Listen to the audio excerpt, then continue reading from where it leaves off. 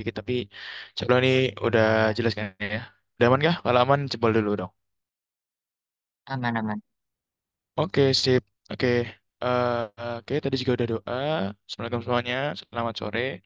Ya, jadi sore hari ini kita akan belajar kembali ya terkait tentang autonomic nervous system. Ya, meskipun kemarin kita sudah sempat belajar yang part 1. Nah, di sini nanti kita bakal lebih mendalam nih terkait tentang autonomic nervous system sendiri gitu. Dan nanti juga aku bakal mungkin ya sedikit memaparkan terkait beberapa fun fact yang berkaitan dengan autonomic nervous system ini gitu.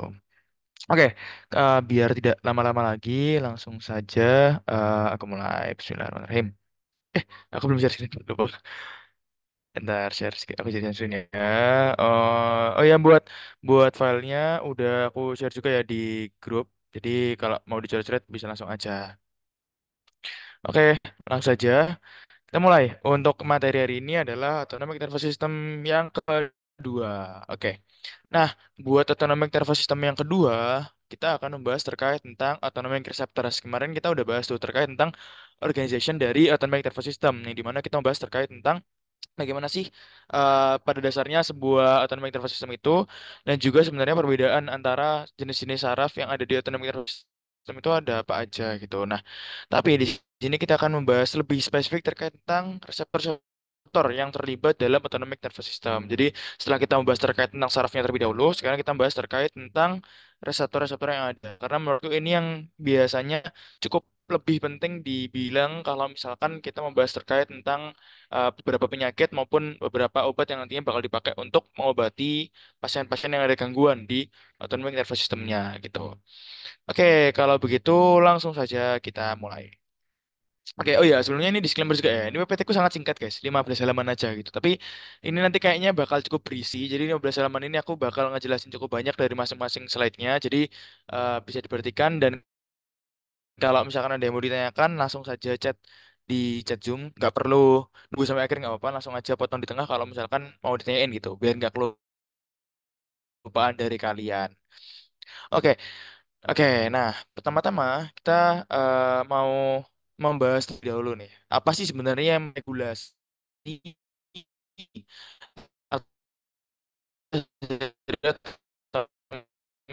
autonomic nervous system? Oke, mungkin kalau misalkan kalian sudah belajar ya berat.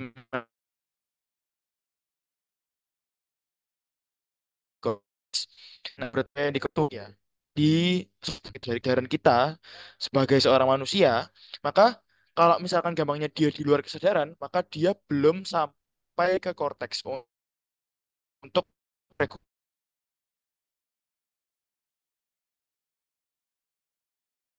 putus yo. Tuh, apa aku off cam ya? Gini putus putus. Duh, sebentar guys.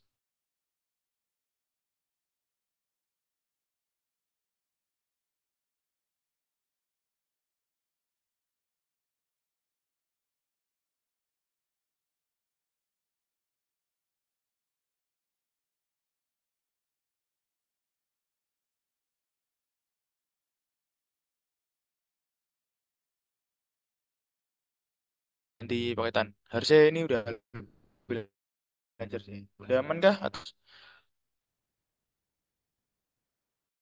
Aman-aman. Oke, karena kita mau interface. Oke.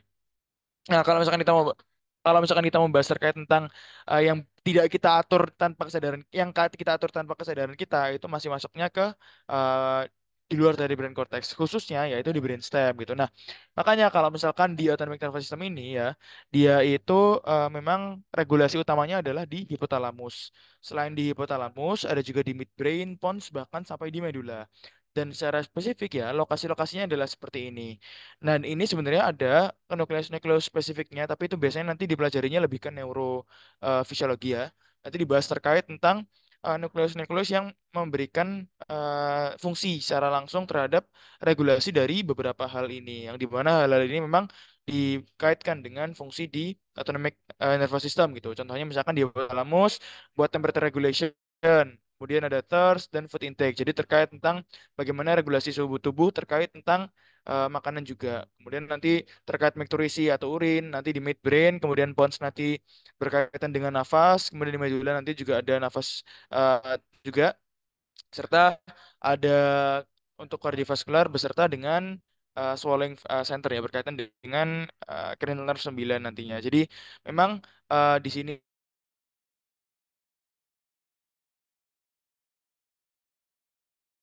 yang memberikan peranannya untuk autonomic nervous system. Nah, sebenarnya kalau misalkan kita membahas terkait reseptor-reseptor yang ada di autonomic nervous system ya, karena aku sudah membahas ya bahwasanya ini review dikit ya sebelum aku membahas lebih dalam terkait tentang reseptor masing-masing. Oke, kalau misalkan kita membahas terkait autonomic nervous system, terdiri atas dua struktur utama atau dua jenis sabut yang utama, yaitu adalah sabut saraf simpatis dan juga sabut saraf parasimpatis gitu. Nah, untuk sabut saraf yang simpatis sama ya, jadi dua-duanya terdiri atas preganglion dan juga postganglion. Kita bahas terlebih dahulu untuk yang sabut saraf simpatis. Untuk sabut saraf simpatis, dia untuk preganglioniknya ya, dia berasal dari level torakulumbar. Spesifiknya berasal dari torakulumbar T1 sampai L2 atau L3. Nah, kemudian dari preganglionik ini dia nanti akan sinaps. Di sinapsnya pertama itu ya, di sinaps di ganglionnya itu nanti akan ada reseptor N2. Nah, kemudian dari reseptor N2 ini akan dilanjutkan di postganglioniknya. Nah, dari postganglionik si saraf postganglioniknya itu baru nanti dilanjutkan ke efektor organ, baru di efektor organnya itu nanti ada reseptor um, adrenergiknya gitu. Karena kita membahas terkait yang simpatis. Nah, sedangkan untuk nervus sistem saraf yang parasimpatis, dia itu startnya dari kraniosakral yang dimana kranium ini dari kranial 3 7 9 10. Kemudian untuk sakralnya adalah S2 sampai S4. Di mana untuk bentar-bentar.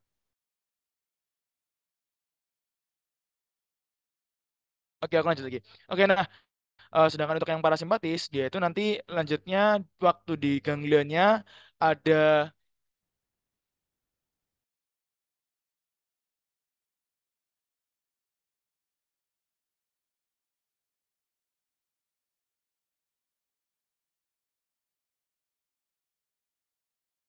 Guys, sebentar ya guys, tak pindah tempat. Bentar.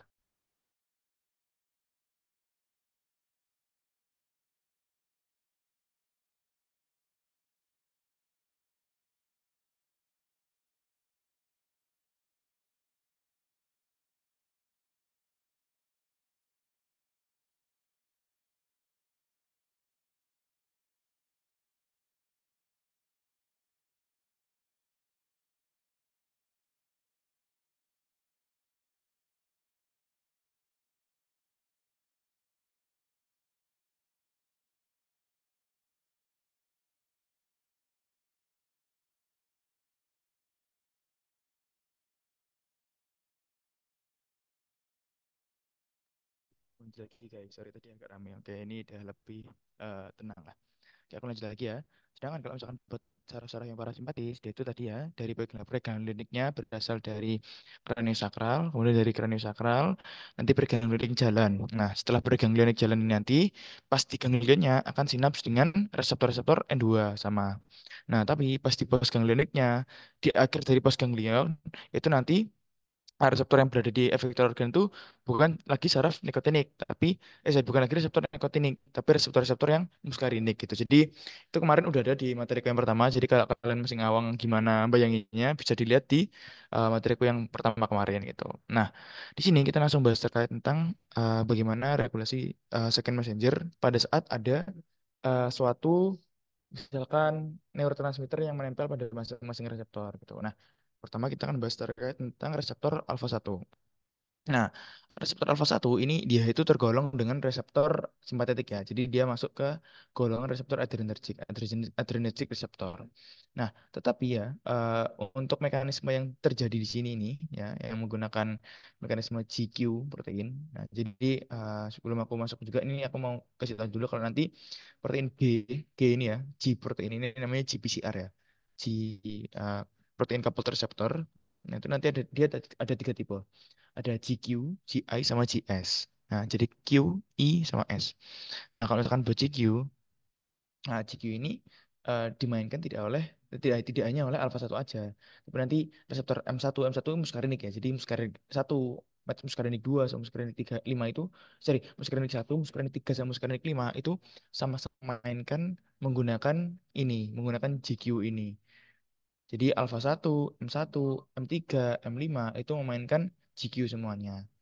Sedangkan nanti ada juga M2, M4, dan juga Alpha 2 itu memainkan yang GI, ya, GI. Kemudian yang GS itu siapa Mas? Yang GS itu nanti cuma yang beta 1, beta 2, punyanya adrenergic aja. Nah, untuk autonomic receptor yang ini, nah ini adalah mekanisme dari GQ ya. Jadi GQ protein coupled receptor itu gimana sih mekanisme kerjanya kok bisa sampai memberikan efek gitu pada tubuh kita. Jadi kalau misalkan nih ya, ini kita anggapnya ini adalah reseptor yang ada di organ ya. Jadi ini ada di organ. Nah, setelah saraf pos sinaps atau sorry pos ganglionnya itu melepaskan neurotransmitter norepinefrin, ini masih inaktif. Tapi pas sekalinya dia nempel, nah, penempelan norepinefrin pada alpha 1 reseptor itu nanti bakal mengaktifkan si GQ proteinnya. Nah, setelah GQ protein ini aktif ya, nanti alpha Q, jadi G protein coupled receptor tuh dia tuh reseptornya itu terdiri atas berbagai subunit.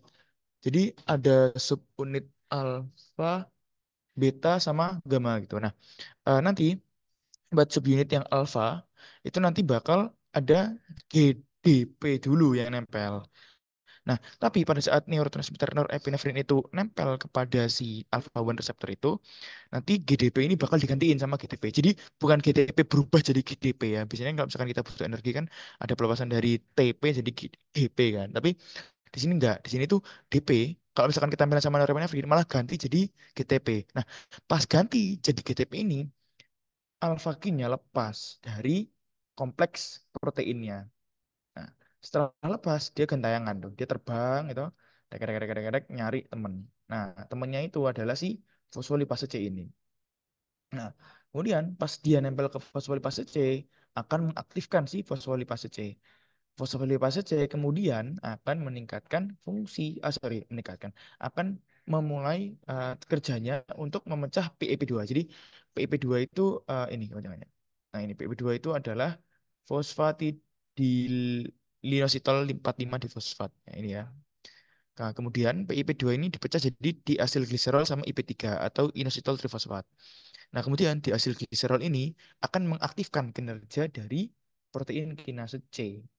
Sedangkan IP3-nya melepaskan kalsium dari endoplasmic reticulum atau sarcoplasmic reticulum. Yang dimana kalsium ini nanti juga sama untuk mengenhance atau mengaugmentasi kerja dari protein kinase C. Yang dimana protein kinase C ini nanti akan memainkan velocity action-nya. Entah itu untuk meningkatkan promotor untuk suatu ekspresi gen atau untuk menginhibit suatu kinerja dari sebuah enzim atau mengaktifkan sebuah enzim. Jadi baru physiologic action-nya itu baru main gitu. Itu saat kita berbicara tentang alpha 1 receptors. Nah, gimana caranya aku ngafalin nih? Kok ada kok nggak balik-balik sama Ellen gimana gitu. Nah, kemarin kan aku udah bilang ya, kalau misalkan alpha 1 itu sangat identik dengan yang namanya contraction. Jadi aktivasi alpha 1 ini nanti bakal tak jelasin ya untuk fungsi dari masing-masing. Tapi di sini aku kasih hint dulu, trik dulu.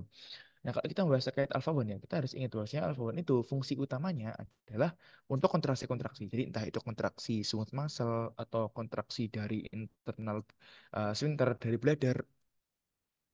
Nah, itu atau mungkin misalkan untuk yang berkaitan dengan kontraksi. Nah, kalau kita ingat kontraksi ya, kemarin kita kalau belajar di skeletal muscle, bahkan di smooth muscle, kontraksi itu sangat erat dengan yang namanya kalsium. Nah, ini udah tepat. Jadi di sini ada kalsium, kontraksi. Nah, terus ngafalin GQ-nya gimana? Kan kalsium kan K ya. Ya, K kan bisa diganti sama Q. Jadi kayak kalau kalsium gitu. Yes. Tidak jelas sih tapi yes gak apa ya. Aku enak ngafalinnya gitu soalnya. Jadi kayak Q kalsium gitu. Jadi GQ itu nanti dia pakai kalsium. Nah, kalau kalsium dia mainnya sama kontraksi. Berarti dia punyanya sih mekanisme kerjanya punya alpha 1 reseptor beserta dengan M1, M3, M5. Ini enak juga sih, dia lompat-lompat kan. Jadi M1, M3, M5. Kalau M2, M4 itu nanti pakai GI gitu. Nah, nanti bakal tak jelasin juga apa GI-nya. Oke. Nah, ini adalah kinerja ya dari si eh, M1, M3, M5 beserta dengan alpha 1. Nah, mari kita lihat untuk kinerja dari beta 1, beta 2. Waduh, maaf guys. Wah, ini continue. Ini bukan also ini. Ini wild. Use GI. Maaf guys. Ini kawan salah. Aku salah bacaan. Bentar. Wah, ini sekalian nganu PPT kan. Sorry yo. Nah, guys. Oke, mari kita lanjut. Nah, sedangkan ya, kalau misalkan kita membahas terkait tentang beta, beta 1, beta 2. Jadi sebenarnya reseptor ini memang paling sering banget untuk dibahas itu kalau kita membahas terkait simpatetik nervous systemnya. Ya meskipun ya, kalau kita membahas yang non simpatetik, misalkan yang parasimpatis, itu masih sering dikeluarkan juga ya terkait tentang reseptor muscarinic ini. Tapi memang lebih sering yang kena itu si beta dan alfa karena mereka yang lebih sering dikaitin sama obat-obatan nantinya gitu. Untuk beta 1 dan beta 2 reseptor ya, mereka itu mainnya sama. Mereka pakai GS. Ya, GS ini dia stimulatory. Nah, cara mainnya GS ini dia nggak pakai yang namanya PEP2. Nah, karena dia nggak pakai PEP2, dia nggak pakai juga fosfolipase C. Dia pakainya adalah enzimnya itu adenylyl siklase. Nah, adenylyl siklase ini caranya kerja apa? Sama sebenarnya. Kalau ada norepinefrin nempel, nanti akan membuat si alpha S-nya lepas karena ketempelan sama GTP. Kemudian lepas ini nempel ke adenyl siklase, aktiflah adenyl siklase. Nah, adenyl siklase ini gampangnya ya langsung aja kayak straightforward memecah ATP atau mengubah bentuk ATP menjadi CAMP atau siklik adenosine monofosfat. Nah, si AMP ini memang dia itu sangat terkenal dengan fungsinya sebagai sebuah second messenger gitu. Kemudian dari CAMP nanti sama kayak dia entah mengaktifkan enzim, inhibisi enzim untuk memulai sebagai promotor untuk ekspresi gen dan lain sebagainya. Jadi itu adalah fungsi eh, dari CAMP yang diaktifkan melalui GS, GPCR gitu. Jadi memang cara kerjanya untuk GS ini seperti itu. Itu adalah yang dimiliki oleh si beta 1 dan beta 2 reseptor. Nah, sedangkan untuk si ini M2, M4 beserta dengan alpha 2, sorry. Ah, N alpha 2. Nah, nah, sedangkan mereka ini beda lagi cara cara apa? Cara kerjanya. Sorry guys. Kalau aku agak lindur gitu. Nah, sedangkan buat mereka ini beda lagi kerjanya. Kalau misalkan buat uh, alpha 2, M2 sama M4 dia itu pakai GI. GI itu gimana mas sebenarnya cara kerjanya gitu.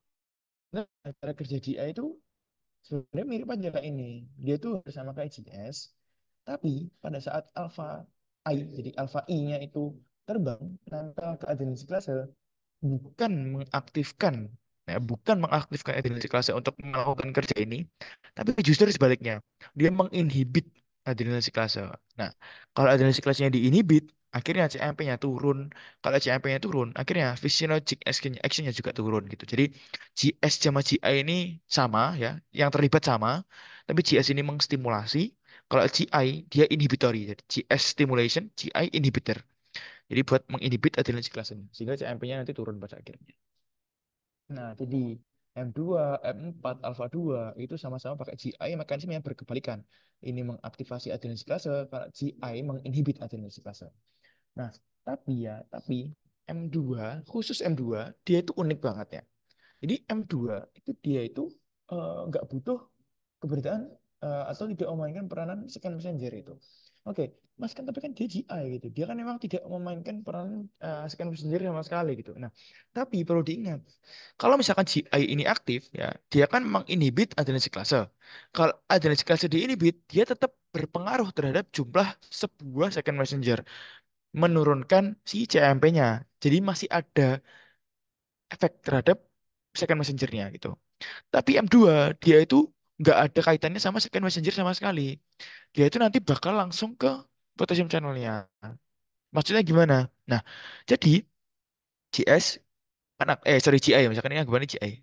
Ini kayak gambarnya sih di kesan jadi aku nggak iso screenshot GI. Oke, pas norepinefrin nempel nempel sama GTP diganti sama GTP. Nah, penempelan GTP ke alpha I, ya, alpha I itu bakal melepaskan alpha I dari kompleksnya. Nah, ini kita anggapnya ini GI ini meskipun tulisnya GS tapi anggapannya anggap aja ini GI. Nah, pas si alpha I ini lepas ya, alpha ini nggak ke adenosine. Alpha I langsung nyari si potassium channelnya. Jadi dia directly goes to potassium channelnya tanpa menuju ke adensi klase. Jadi itu adalah keunikan dari M2-nya. Tapi dia masih tergolong ke GI. Nah, kemudian baru nanti dari situ ya si GTP dan juga AI alpha I ini nanti setelah dia nempel ke potassium channel, dia bakal ngebuka si potassium channelnya.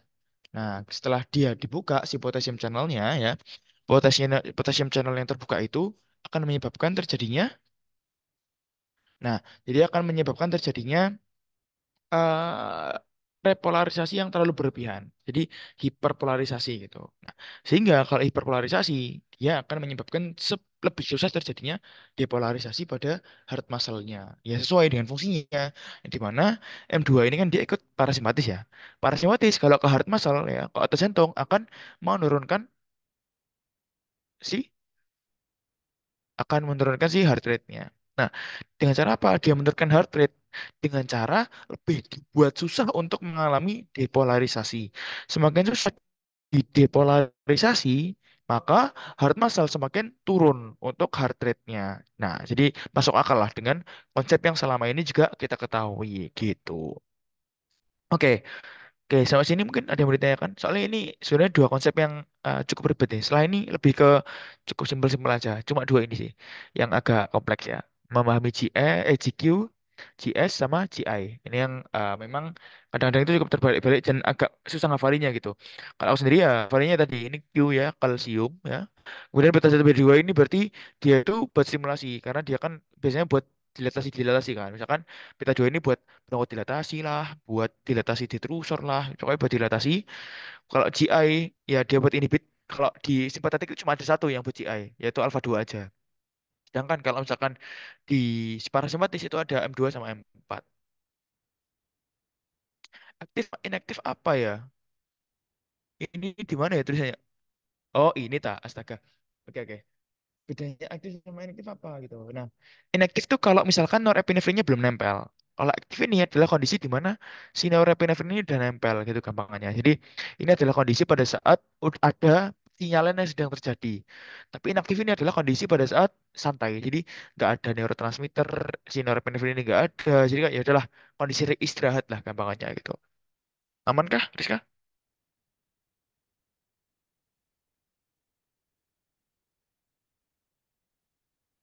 Oke, mantap. Oke, ada lagi yang mau ditanyakan? Semua aku lanjut.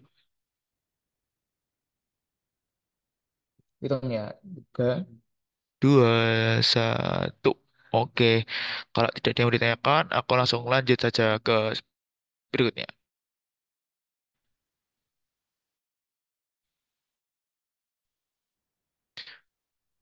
Nah, oke, banyak ya terkait tentang reseptornya simpatis dan juga parasimpatis ya atau serotonergic receptor. Kalau kita juga perlu ingat gitu, kita juga ada nikotinik reseptor di sini, yaitu si nikotinik 2. Karena kalau tadi kan kemarin kan aku udah bahas ya, kalau nikotinik satu, jadi nikotinik reseptor kita review ya, dia itu ada dua jenis, ada nikotinik satu atau N1 sama ada nikotinik 2 atau N2. Nah, nikotinik satu itu tempatnya ada di neuromuscular junction, yaitu di somatic nervous system ya, di motorik ya. Sedangkan untuk N2 itu ada di ganglion dari simpatis maupun parasimpatis. Jadi di pertemuan antara preganglion nerve sama postganglion nerve gitu. Nah, kita juga perlu bahas si N2. Nah, kalau N2 itu ya, ini sebutannya adalah reseptor ionotropik. Nah, kalau yang tadi ya, si GPCR ini ya, si GQ, GS, GI, itu dia cocoknya ke jenis metabotropik. Jadi untuk reseptor metabotropik, dia itu adalah reseptor yang membutuhkan adanya peran second messenger ini. Atau setidaknya memerlukan lebih dari satu protein. Atau lebih gampangnya, pokoknya si reseptor itu gak barengan sama tempat aksinya gitu. Kalau ionotropik, satu reseptor itu satu tempat dengan tempat terjadinya perpindahan ionnya atau tempat terjadinya aksi gitu. Ini namanya jenis reseptor ionotropik. Jadi beda ya. Yang tadi metabotropik, yang ini ionotropik. Nah, buat nikotinik reseptor ini ya, setelah dia itu nempel ke ACH, eh, si ACH nempel ke alpha subunit dari nikotinik reseptor ya, itu nanti akan menyebabkan terjadinya pembukaan dari channel si ionotropik ini tadi. Jadi channel yang ini pas buka, ya gampang sih, langsung aja tuh ada perpindahan si sodium sama potasium. Karena memang dia fungsinya kan buat menyebabkan terjadinya depolarisasi. Kalau misalkan ininya nempel ya, terjadi depolarisasi sehingga Na-nya masuk gitu. Terus akhirnya terjadi depolarisasi untuk action potential berikutnya. Jadi sedikit mengulas juga ya, karena kita juga tidak bisa meninggalkan si nicotinic receptor ini gitu, karena dia juga berperan. Nah, mungkin kalian bingung ya, nicotinic receptor ini dia tuh masuk ke golongan apa? Jadi kan aku bilang, kalau misalkan di simpatis tuh kerennya itu sebutannya adalah eh dia itu reseptor yang dipakai adalah reseptor-reseptor adrenergik. Sedangkan kalau misalkan di parasimpatis itu dia itu pakainya apa mas reseptornya gitu. Nah, kalau di parasimpatis itu dia tuh pakainya kan dia cholinergic ya. Nah, cholinergic itu ada dua. Ada nikotinik cholinergic sama ada muscarinic cholinergic gitu. Jadi gampangnya cholinergic itu dia itu diaktifasi oleh asetilkolin. Kalau adrenergic diaktifasi oleh adrenalin maupun noradrenalin atau kita nyebutnya juga epinefrin atau norepinefrin gitu. Gitu. Nah, setelah kita sudah membahas sedikit terkait tentang nicotinic receptor yang dimana dia itu langsung ya channelnya itu jadi satu sama proteinnya ya atau jadi satu sama reseptornya, maka kita bisa langsung lanjut saja ke fungsi dari masing-masing tadi yang sudah kita bahas semuanya. Nah, kalau reseptor adrenergic atau adrenoreseptor, ini ya, dia ada empat ya jenisnya. Ada alfa satu, alfa 2, beta satu, beta 2. Nah, alfa satu seperti yang tak katakan, dia pakai GQ yang dimana fungsinya adalah meningkatkan intraseluler dari kalsium melalui EP3 dan juga tadi ada PIP2 dan juga diasilgliserol. Fungsinya apa? Fungsinya itu kebanyakan pokoknya buat konstriksi-konstriksi lah, buat vasokonstriksi di vascular smooth muscle, buat sphincter constriction di bladder, buat radial muscle juga kontraksi nantinya, buat uh, sphincter-sphincter, pokoknya dia itu yang berkaitan sama konstriksi-konstriksi. Nah, sedangkan untuk alpha 2 ya tadi aku bilang dia itu buat inhibit ya. Dia pakai GI. Makanya dia di sini mechanism of action ya, dia inhibition of adenyl cyclase. Sehingga CAMP-nya nanti turun. Dia itu di mana tempatnya? Nah, ini nanti juga bakal tak jelasin ya. Alpha 2 ini dia itu juga punya sedikit keunikan gitu. Ya, dia itu tempatnya di GI wall sama buat presynaptic adrenergic neurons. Ini nanti bakal tak bahas secara lebih spesifik habis ini. Sedangkan buat beta satu ya, ini ada di heart, salivary gland, adiposity sama kidney, dia itu fungsinya meningkatkan CAMP ya, melalui adenosine sama seperti dengan si beta 2-nya. Ya, beta 1 beta 2 ini sama-sama melalui GS untuk meningkatkan CAMP melalui aktivasi di adenylyl cyclase. Kalau beta 2 ini dia tuh buat yang relaksasi-relaksasi. Jadi relaxation of bladder wall, relaxation of GI tract, relaxation of vascular smooth muscle, skeletal muscle, terus nanti juga relaxation of bronchioles. Nah, ini relaxation tempatnya di beta dulu.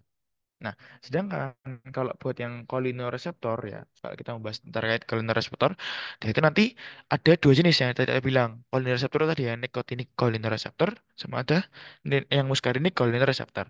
Nah, nicotinic itu tempatnya di tergantung yang N1, sorry, N1 itu di motor NP dari skeletal muscle.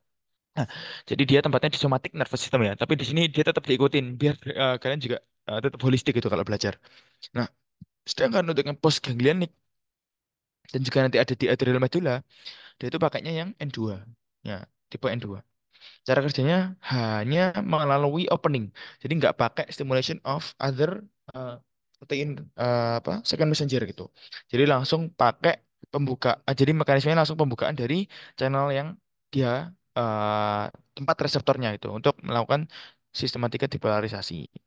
Nah, sedangkan untuk yang muscarinic ini dia itu tempatnya untuk all effector organ parasympathetic nervous system gitu. Kalau yang adrenergic itu kan, yang adrenoreseptor itu dia tuh tersebarnya di all effector organ dari autonomic nerve, sorry yang sympathetic nervous system ya. Nah, tapi si muscarinic ini dia tuh buat all effector organ buat parasympathetic nervous system. Nah, tapi perlu diingat nih bahwasannya ya ada satu nih yang numpang itu si Schwartz glands ya. Jadi Schwartz gland itu dia tuh ngikut reseptor muscarinic meskipun dia itu diinervasi oleh sympathetic nervous system. Ini satu pengecualian. Nah, tadi aku bilang juga ya, buat M1, M3, M5 dia itu pakainya kalsium, ya, pakai GQ. Sedangkan untuk M2, M4 dia itu pakai yang GI. menurunkan aktivitas retensi untuk menurunkan jumlah CMP. Meskipun M2 ini khas, karena apa? Yang tidak aku bilang, M2 ini dia itu tidak melalui eh, penurunan secara langsung, tapi dia lebih mengarah ke aktivitas potassium channelnya langsung. Nah, ini nanti bakal kalian pelajari lebih lanjut di bab kardiovaskular.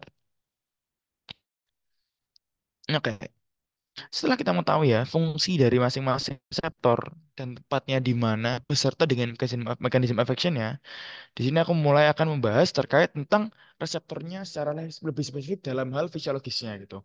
Yang pertama adalah tendensi dari autonomic receptor tadi ya, yaitu si alpha dan juga beta receptor ya, lebih spesifiknya. Jadi di sini kita nggak bahas terkait parasimpatis. Kita memang tadi tak bilang ya kalau misalkan simpatis di sini tuh lebih sering dibahas karena simpatis itu lebih punya efek yang lebih kuat. Kalau misalkan kita bahas juga nanti terkait obat-obatan ya. Biasanya obat-obatan itu lebih menyasarnya itu adalah si sympathetic nervous systemnya.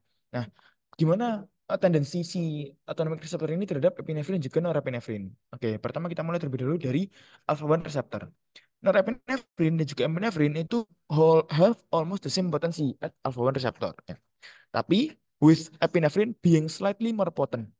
Nah, jadi kalau alpha 1 receptor dia itu lebih senang terhadap epinefrin ya, meskipun mirip-mirip lah ya, sepotensinya itu mirip. Jadi norepinefrin maupun epinefrin itu sama-sama kuat untuk menstimulasi si alpha 1 reseptor.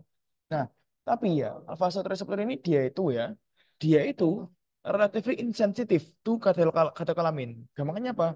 Gampangannya kalau misalkan kita punya katekolamin, jadi katekolamin itu si epinefrin sama norepinefrin. Gampangannya kalau kita punya epinefrin jadi norepinefrin sebanyak 1 gelas, karena si alpha 1 receptor itu kurang sensitif, maka si katekolamin yang kita beri tadi itu bakal mengaktifasi si beta reseptor terlebih dahulu. Jadi such high concentration, okay, uh, high concentration are necessary to activate alpha 1 than to activate beta receptor. Jadi namanya beta receptor itu lebih mudah distimulasi daripada alpha 1 gitu. Itu dari pernyataan yang pertama terkait tentang epinefrin dan norepinefrin terhadap adrenergic receptor atau autonomic receptor tendency. Yang kedua adalah norepinefrin dan epinefrin itu sama-sama kuat terhadap beta satu reseptor. Nah, kalau misalkan alpha satu tadi kan lebih ke epinefrin, meskipun kurang lebih mirip. Kalau yang beta satu itu plek ketiplek sama. Jadi nggak ada, dia itu lebih cenderung ke mana gitu. Sedangkan yang ketiga, buat beta 2 reseptor ya, beta 2 reseptor itu lebih seneng ke epinefrinnya gitu. Jadi beta 2 itu lebih doyan ke epinefrin daripada norepinefrin. Tuh. Di ya kurang lebih kayak gitu ya. Nah, yang gimana nanti ini akan berkaitan dengan beberapa hal klinis yang ya di sini sebenarnya nggak tak bahas sih. Soalnya memang dia masuknya bukan ke fisiologi secara langsung. Jadi ini aku lebih membahas terkait tentang fisiologi dari masing-masing reseptor dan juga bagaimana respons mereka itu terhadap keberadaan dari norepinefrin maupun epinefrin itu sendiri gitu. Nah, mungkin tadi kalian bertanya-tanya, Kak, loh Mas di sini kok yang dibahas cuma alfa satu sama alfa 2, alfa satu beta satu sama beta 2 aja gitu. Beta 2 sama yang alfa 2-nya ini kemana gitu. Nah, alfa 2 ini ya sebenarnya dia tuh secara tidak tertulis, dia itu sebenarnya eh, hanya diaktifasi oleh si oleh si norepinefrinnya saja gitu. Karena apa? Karena epinefrin ini sebenarnya dia tuh tidak ditemukan keberadaannya di synaptic cleft ya. Jadi dia tuh tidak ditemukan secara langsung di synaptic cleft gitu. Makanya memang ya meskipun nanti di kondisi lain mungkin alpha 2 itu tetap punya efek terhadap eh, aktivasi dari si epinefrin gitu. Tapi memang kalau dibahas biasanya alpha 2 itu lebih memiliki efek terhadap norepinefrin saja. Nah, karena di sini ditinggal ya si alpha, kita hanya bahas alpha 1 beta 2 kan nggak after itu kalau kita ngebahas terkait alpha 2-nya. Karena alpha 2 itu seperti saya bilang tadi, dia itu punya satu keunikan sendiri. Nah, si alpha 2 itu, dia itu cara kerjanya kan, aku udah bilang tadi ya, dia itu cara kerjanya itu seperti GS, tapi kebalikannya, yaitu dia menginhibit si adrenergic sehingga menurunkan menurunkan CMP. Kalau CMP-nya turun, akan menyebabkan terjadinya penurunan dari physiologic effect. Nah, tapi keberadaan reseptor dari alpha 2 ini cukup lucu. Kalau misalkan kalian bayangkan ya, dan kalian tahu juga, kalau misalkan kita membahas terkait yang adrenergic receptor tadi, Dia itu tempatnya adalah di antara possinap dengan efektor organ gitu. Jadi di antara possinap dan efektor organ ya. Tempat mengaktifasi organ gitu.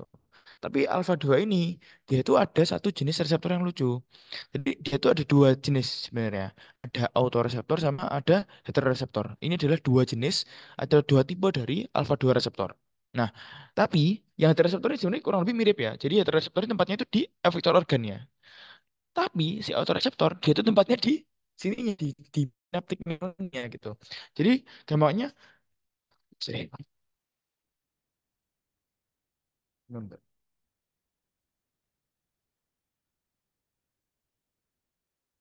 Oke, jadi si autoreseptor ya. Jadi si presinap itu melepas norepinefrin untuk menempeli di dirinya sendiri. Jadi dia tuh fungsinya itu buat negatif feedback. Nah, di negatif feedback fungsinya itu buat apa? Buat mengurangi jumlah norepinefrin yang ada di sinaptiknya biar nggak terlalu banyak itu.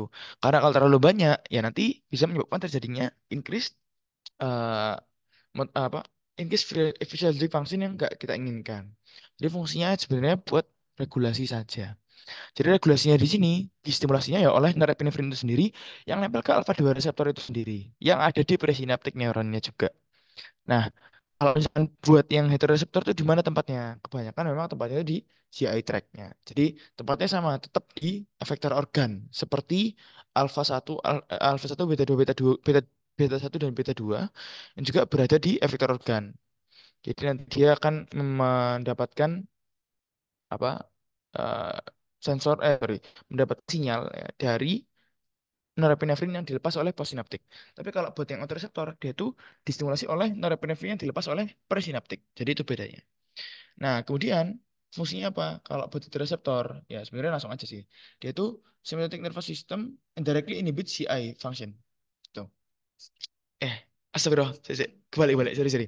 Ada sedikit tipu tadi ya guys. Jadi kalau body receptor tuh dia tuh letaknya bukan di efektor tetap. Jadi alpha 2 ini tetap unik ya dua-duanya. Jadi autoreseptor tuh tepatnya di presinaptiknya sympathetic nervous system. Kalau reseptor dia itu tempatnya di mana? Tempatnya tuh di postganglioniknya parasimpatis yang ke GI tract, bukan di GI tract-nya secara langsung. Jadi dia itu nanti sympathetic nervous system-nya itu melalui alpha 2 inhibit GI function-nya tidak secara langsung, jadi indirectly. Tapi directly ke parasimpatis. Jadi dia nanti ke parasimpatis dulu untuk inhibit, baru parasimpatis kan diinhibit tuh. Sehingga parasimpatis yang dia itu fungsinya untuk meningkatkan kerja dari GI tract akan terhambat. Sehingga indirectly inhibit GI function itu. Paham kan? Jadi kurang lebih emang agak pusing sih si Alpha 2 ini emang dia itu agak ribet tapi orang lebih kayak gitu buat mekanisme kerjanya. Oke, mungkin sampai sini ada yang mau ditanyakan dulu. Ini emang fully konsep sih kalau buat yang part 2 ini ya karena dia itu sedikit tapi dia fully packed gitu. Jadi memang bermain banget untuk konsep-konsep yang ada di autonomic nervous system. Yang mau ditanyakan atau minta dijelasin ulang, gak apa-apa, bilang aja nanti kita ulang buat penjelasannya.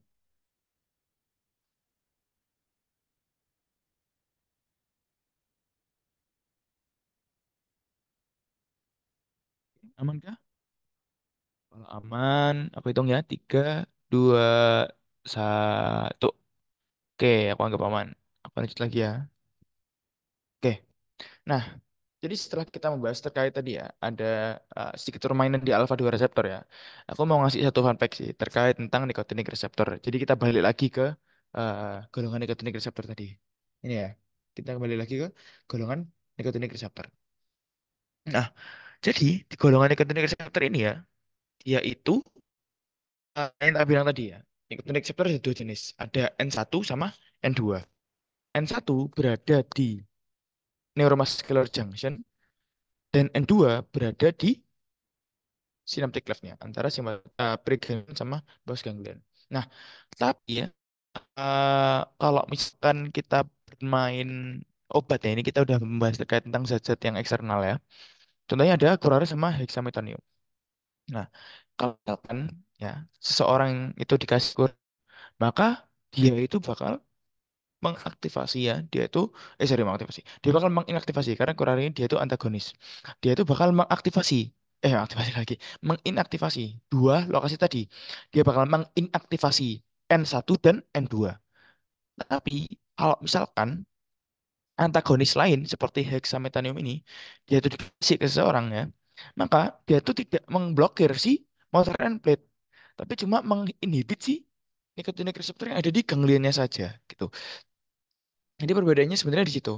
Kalau misalkan si curare, dia itu obat yang menginhibit N1 dan N2, sedangkan hexametonium dia itu hanya menginhibit N2 saja.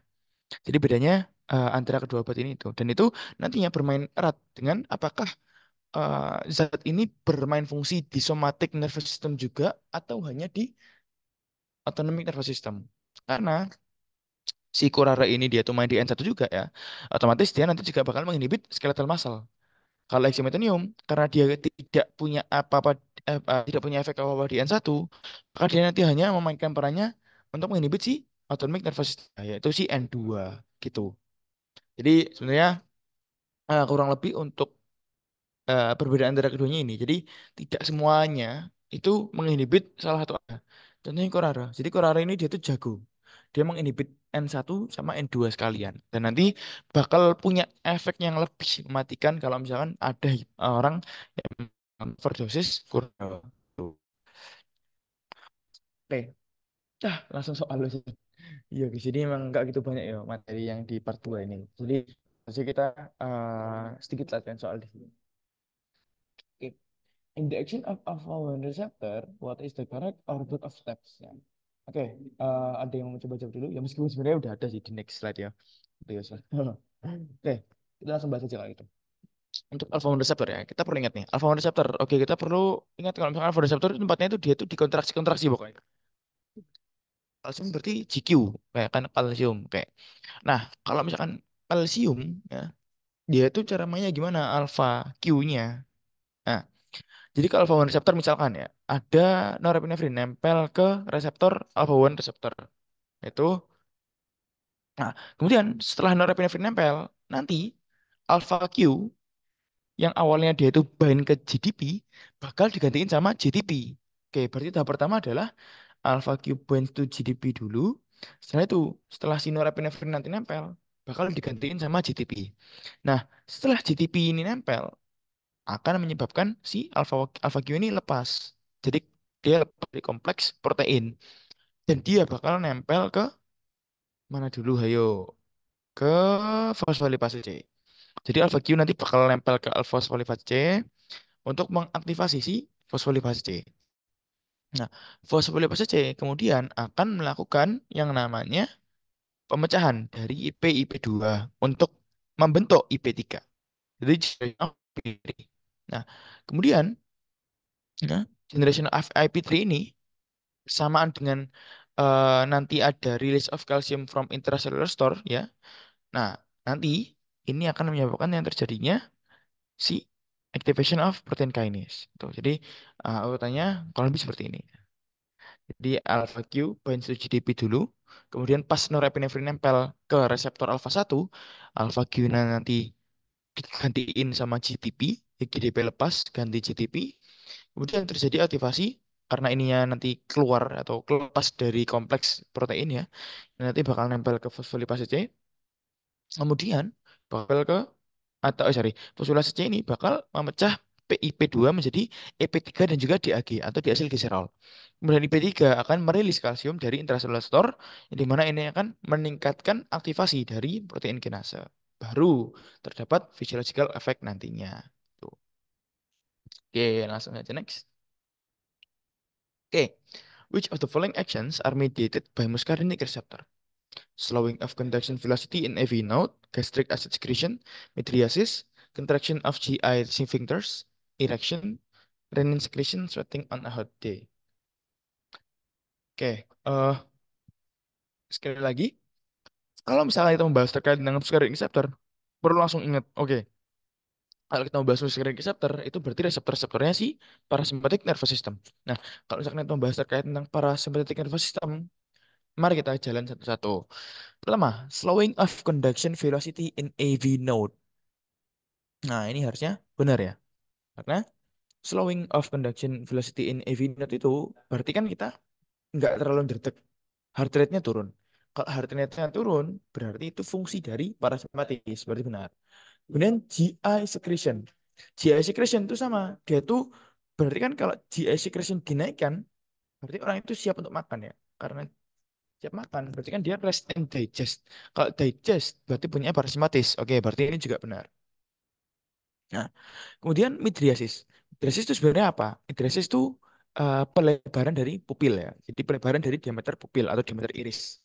Nah, fungsinya itu buat apa? Buat awareness. Jadi kita tuh kalau aware dalam kegelapan kita kan kayak waspada, penuh waspada kan.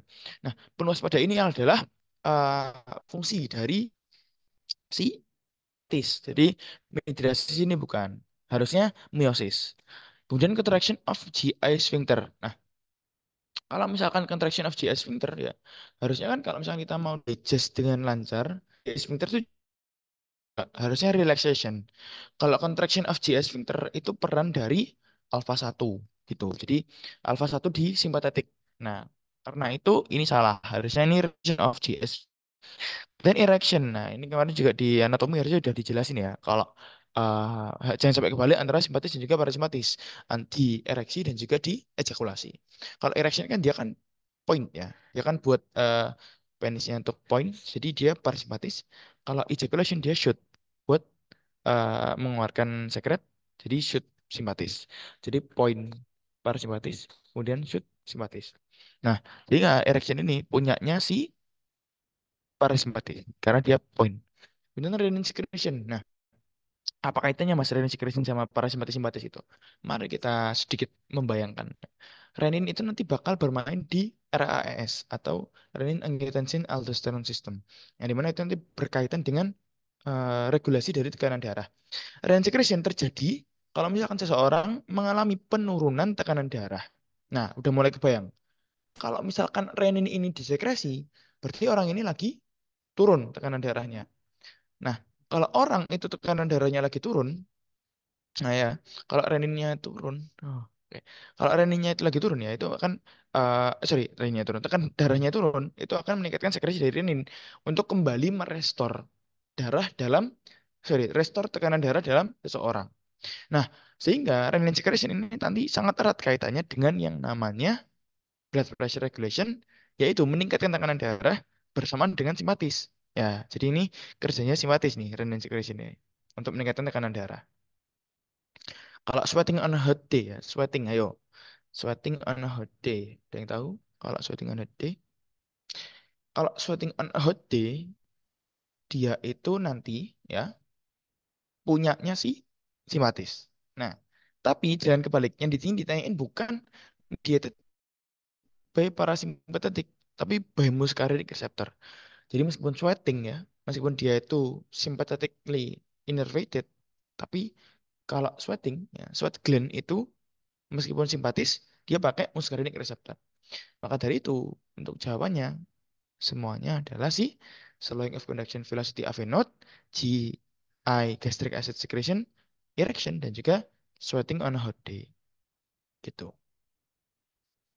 Oke deh, wah cukup singkat ya sebenarnya kelas pada sore hari ini. Sebenarnya nggak gitu banyak ya buat yang konseptual banget di sini. Tapi memang cukup padat kalau misalkan kita bahas dari satu persatu konsep yang ada di sini. Dan memang nanti bakal lebih sulitnya bukan di teorinya, tapi di penerapannya waktu di klinis gitu. Jadi bagaimana bermain dengan obatnya, kemudian misalkan tadi efek dari kurare dan juga hexametonium itu gimana terhadap organ dan lain sebagainya.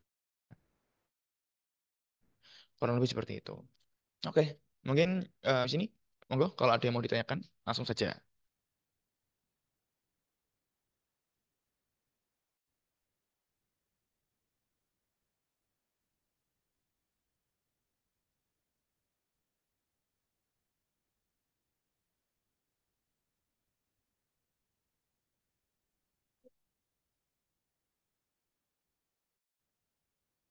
Sampai 36, 16.